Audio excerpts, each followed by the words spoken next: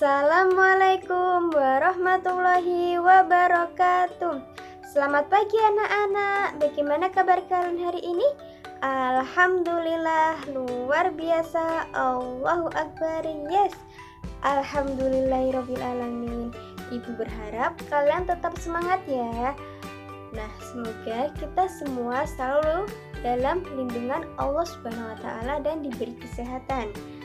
Nah, anak-anak, sebelum memulai pembelajaran pada pagi hari ini, alangkah baiknya kita berdoa terlebih dahulu ya, agar ilmu yang kita dapatkan dapat bermanfaat dan berkah bagi kita semua. Baik, Ibu akan memimpin doanya. Berdoa dimulai. Bismillahirrahmanirrahim. Alhamdulillahi rabbil alamin. Ar-Rahmanirrahim. Maliki yaumiddin. Iyyaka na'budu wa iyyaka nasta'in. Ihdinas syiratal mustaqim. Syiratal ladzina an'amta 'alaihim ghairil maghdubi 'alaihim waladdallin. Amin. Alhamdulillah, berdoa selesai. Nah, anak-anak, hari ini kita akan belajar tentang tematik subtema 1, yaitu tumbuhan sahabatku. Nah, anak-anak, gimana? Masih semangat kan? Masih dong. Nah, anak-anak, Ibu ingin bertanya sebelumnya, pernahkah kalian membuat laporan pengamatan? Nah, jika belum, coba amati laporan pengamatan Edo yang berjudul Bagaimana Jagung Berkembang Biak. Coba diamati dulu ya anak-anak. Nah, laporan pengamatan Edo ini terdiri dari 5 paragraf. Jadi laporan tersebut kalian dapat menentukan ide pokoknya. Nah, dari sini ada yang tahu apa sih ide pokok itu? Ada yang tahu? Nah, ide pokok dalam teks laporan adalah gagasan utama masalah pokok yang dibahas dalam suatu paragraf. Pada umumnya, dalam satu paragraf ada satu ide pokok. Nah, dari laporan tersebut kita dapat mengetahui bahwa bunga adalah alat perkembangbiakan jagung. Nah, anak-anak, dari sini ada yang ditanyakan. Nah, Ibu akan mencontohkan ide pokok pada paragraf pertama, yaitu jagung merupakan salah satu tanaman yang dijadikan bahan makanan pokok di berbagai negara. Salah satunya yaitu negara Indonesia. Itu adalah ide pokok pada paragraf yang pertama. Nah, dari sini Ibu harap kalian dapat memahaminya ya.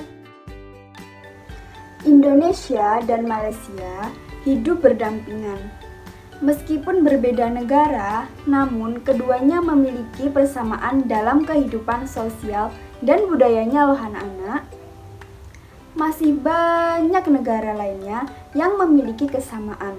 Oleh sebab itu, mereka menggabungkan diri dalam suatu organisasi yang disebut dengan ASEAN.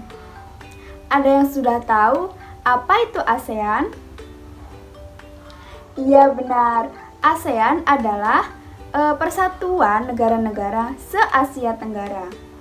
Negara-negara ini bersatu karena adanya persamaan letak geografis dan kemiripan budaya, serta kepentingan yang sama dalam memajukan pertumbuhan ekonomi, sosial budaya, serta menjaga keamanan kawasan. Pada tahun 1967, ASEAN berdiri atas dasar Deklarasi Bangkok. Saat itu, tokoh-tokoh dari 5 negara terlibat dalam diskusi menjadi pencetus dan pendiri organisasi ini. Sekarang Ibu mau tanya, ada berapa sih negara-negara yang tergabung dalam ASEAN itu? Iya benar, ada 10 negara-negara yang tergabung dalam ASEAN. Yang pertama, Indonesia. Yang kedua, Malaysia. Yang ketiga, Thailand. Yang keempat, Singapura, yang kelima Filipina, yang keenam Brunei Darussalam, yang ketujuh Vietnam, yang kedelapan Laos, yang kesembilan Myanmar, dan yang terakhir Kamboja. ASEAN harus dapat memberikan manfaat bagi semua anggotanya. Untuk itu, berbagai kerjasama dikembangkan untuk memajukan kesejahteraan semua anggotanya. Nah, anak-anak, setelah kalian belajar mengenali negara apa saja yang tergabung dalam ASEAN, sekarang kita akan belajar tentang kehidupan sosial budaya masyarakat ASEAN. Yang pertama yaitu Indonesia. Indonesia memiliki berbagai etnis, suku, budaya, dan agama yang terbentang dari Sabang sampai Merauke. Perlu kalian ketahui bahwa Indonesia itu terkenal dengan keramahan dan toleransinya. Negara yang kedua yaitu Brunei Darussalam. Brunei Darussalam terdapat kampung air atau kampung terapung.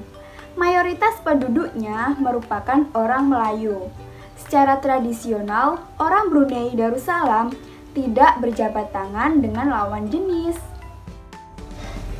Negara selanjutnya yaitu Malaysia.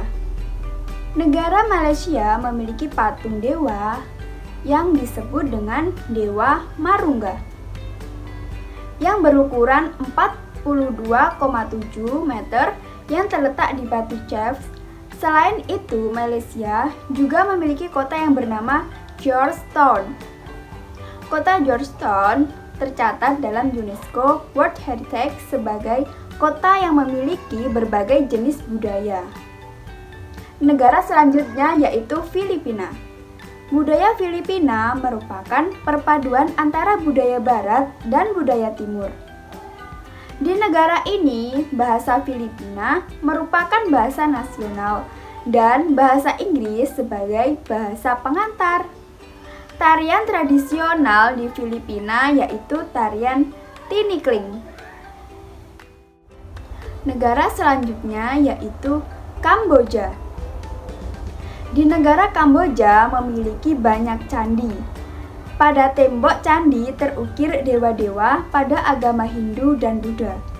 Selain itu, Kamboja juga memiliki tarian tradisional yaitu tarian Apsara. Tarian ini lahir 2000 tahun yang lalu. Negara selanjutnya yaitu Myanmar. Negara Myanmar dijuluki dengan negara 1000 pagoda. Loh, kok bisa dijuluki dengan negara 1000 pagoda sih, Bu?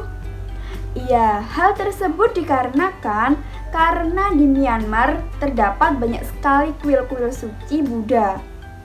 Mayoritas penduduknya keturunan Tibet.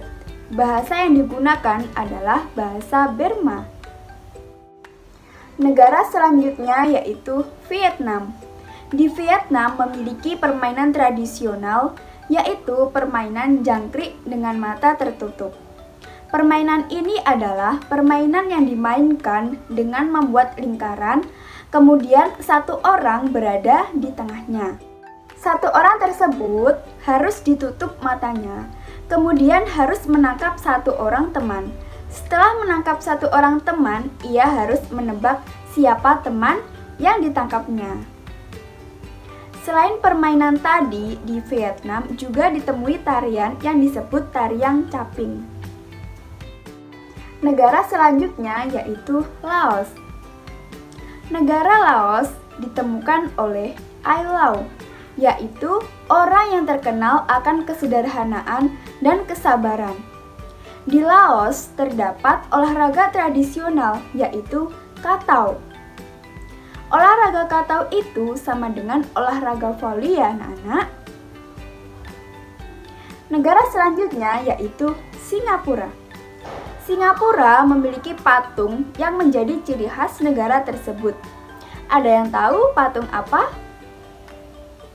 Iya benar, patung tersebut adalah patung Merlion, yaitu patung yang memiliki kepala singa dan berbadan ikan. Mayoritas 80% penduduknya memilih berjalan kaki untuk berpindah tempat. Makanan khas dari negara Singapura yaitu kepiting cabai. Negara terakhir yaitu Thailand. Negara Thailand merupakan satu-satunya negara yang tidak pernah dijajah oleh bangsa Eropa. Oleh sebab itu, negara Thailand dijuluki sebagai negara gajah putih. Di negara Thailand, kepala merupakan bagian tubuh yang paling dihormati. Tidak ada orang yang akan berani menyentuh kepala, bahkan kepala anak-anak sekalipun. Di Thailand, teh disajikan dengan susu dan rempah-rempah. Teh tersebut dinamakan Thai Iced Tea. Selanjutnya, Ibu akan menjelaskan tentang kondisi geografis Asia Tenggara. Letak geografis Asia Tenggara berada di antara 3 perairan. Yang pertama, Samudra Hindia dan Teluk Benggala di bagian barat. Yang kedua, Laut Cina Selatan di bagian utara. Dan yang terakhir, Samudra Pasifik di bagian timur. ASEAN juga diapit oleh 2 benua, yaitu benua Asia dan benua Australia. Wilayah Asia Tenggara dibagi menjadi 2 daratan. Yang pertama, daratan berbentuk semenanjung. Wilayah yang berbentuk semenanjung adalah Myanmar, Thailand, Laos, Kamboja, Vietnam, dan wilayah Malaysia bagian barat. Yang kedua, daratan berbentuk gugusan kepulauan. Wilayah yang berbentuk gugusan kepulauan yaitu Filipina, Indonesia, wilayah Malaysia bagian timur, Singapura, dan Brunei Darussalam. Nah, dari sini ada yang ditanyakan? Sudah paham semua? Alhamdulillah, kalau sudah paham semuanya, kita lanjutkan ke materi berikutnya. Oke, selanjutnya anak-anak, salah satu contoh tumbuhan yang berkembang biak dengan bunga adalah tanaman jagung. Tepung sari pada bunga jagung akan terbang terbawa oleh angin ketika angin bertiup. Tepung sari yang terbawa oleh angin sebagian akan jatuh di kepala putih yang terletak di bagian bawah bunga pada pohon jagung yang lain. Ketika itulah terjadi pembuahan. Perkembangbiakan ini dinamakan perkembangbiakan generatif. Sebelumnya Ibu mau bertanya, anak-anak sudah pada tahu belum bagian-bagian bunga itu apa saja? Ada yang tahu tidak? Jika belum ada yang tahu, mari dengarkan lagu bagian-bagian bunga berikut ini dengan seksama ya. Selamat mendengarkan.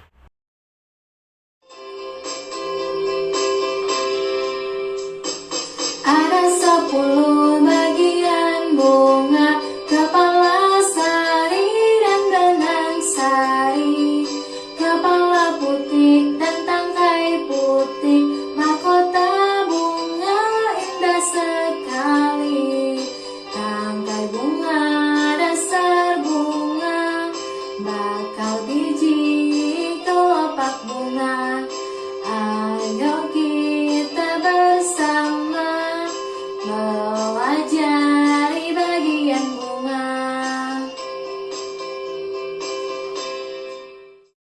Setelah kita mendengarkan dengan seksama, ada berapa bagian-bagian bunga anak-anak? Ya, benar sekali. Ada 10 bagian-bagian bunga. Coba Riko sebutkan apa saja yang Riko tahu tentang 10 bagian-bagian dari bunga. Iya benar Riko, tapi masih kurang ya. Tidak apa-apa, yang penting sudah berani untuk menjawab.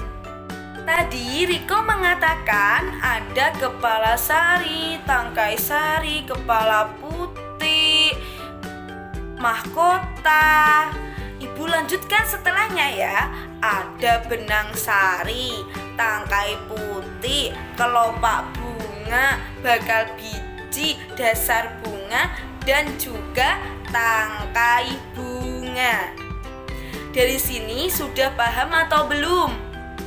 Atau mungkin ada yang ditanyakan? Oh, belum ada ya? Ibu lanjutkan ya. Perkembangan generatif, yakni perkembangan secara kawin, terjadi melalui dua proses. Yang pertama, penyebukan, selanjutnya adalah pembuahan. Perkembangbiakan generatif pada tumbuhan diawali dengan penyerbukan, betul, yaitu melekatnya atau jatuhnya serbuk sari ke kepala putih. Setelah terjadi penyerbukan, pada serbuk sari tumbuh bulu serbuk sari yang menuju ke ruang bakal biji. Kemudian serbuk sari akan masuk ke ruang bakal biji melalui bulu serbuk sari. Di dalam ruang bakal biji terjadi pembuahan, yaitu peleburan serbuk sari, yakni sel kelamin jantan atau spermatozoid dengan kepala putih, yakni sel kelamin betina atau sel telur. Hasil dari pembuahan dinamakan zigot. Dinamakan apa, anak-anak? Zigot, ya betul. Hasil dari pembuahan dinamakan zigot. Zigot berkembang menjadi lembaga. Lembaga berkembang lagi menjadi bakal biji. Bakal biji berkembang lagi menjadi biji dan bakal buah. Kemudian bakal buah berkembang menjadi daging buah. Lembaga yang ada di dalam biji merupakan calon tumbuhan baru. Lembaga yang ada di dalam biji merupakan apa, anak-anak? Calon tumbuhan baru, betul. Tumbuhan yang berkembang biak secara generatif antara lain padi, mangga, durian, dan jambu. Tadi apa, anak-anak? Tumbuhan yang berkembang biak secara generatif? Betul, padi, mangga, durian, dan jambu. Nah, anak-anak, untuk tugasnya silakan kalian buka bukunya halaman 6 dan halaman 14. Ayo berdiskusi dan ayo menulis. Silakan dikerjakan ya. Nah, nanti dikumpulkan minggu depan. Jangan lupa ya anak-anak, tetap semangat. Nah, silahkan tulis pendapat kalian tentang pembelajaran hari ini di kolom komentar ya anak-anak. Dari penjelasan ibu tadi, anak-anak ada yang ditanyakan atau tidak? Jika tidak ada yang bertanya, berarti ibu anggap anak-anak sudah paham semua ya. Oke, dari penjelasan ibu tadi bisa ditarik kesimpulan bahwa yang dikatakan ide pokok adalah gagasan utama atau masalah pokok yang dibahas dalam suatu paragraf. Pada umumnya, dalam satu paragraf ada satu ide pokok. Bu mau bertanya, dalam satu paragraf pada umumnya ada berapa ide pokok? Betul, ada satu ide pokok. Kalau pengertian tentang ASEAN, ada yang tahu? Ya, betul. Yang dikatakan ASEAN adalah sebuah organisasi internasional yang beranggotakan negara-negara di kawasan Asia Tenggara. Negara-negara yang termasuk dalam anggota ASEAN ada berapa negara, anak-anak? Betul sekali, ada 10 negara. Apa saja? Ya, betul. Ada negara Myanmar, Thailand, Kamboja, Singapura, Indonesia, Malaysia, Vietnam, Laos, Filipina, dan Brunei Darussalam. Letak geografis Asia Tenggara berada pada berapa perairan anak-anak? Betul, berada pada 3 perairan. Coba sebutkan. Benar semua, pinter-pinter ya anak-anak ibu.